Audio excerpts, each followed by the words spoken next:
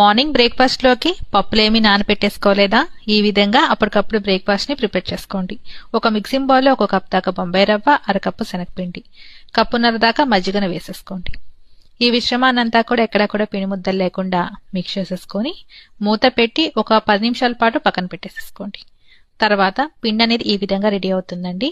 దీన్నంతా మిక్సీ జార్లోకి ట్రాన్స్ఫర్ చేసుకొని దీంట్లోనే తగినన్ని వాటర్ని పోసుకొని అచ్చంగా మనం దోశ బ్యాటర్ ఏ విధంగా వస్తుందో ఆ విధంగా మిక్సీ పట్టేసుకోండి. దీంట్లోనే టేస్ట్కి తగినంత సాల్ట్ వేసుకొని అప్పటికప్పుడు మనం దోశల్ని వేసేసుకోవచ్చండి. వేడి వేడి పెన్నం మీద దోశని ఇలా పల్చగా స్ప్రెడ్ చేసుకొని పైన కొంచెం నూనెను వేసుకోండి. నూనె లేకపోయినా చక్కగా ఈ దోశలు అనేది క్రిస్పీగా వస్తాయండి.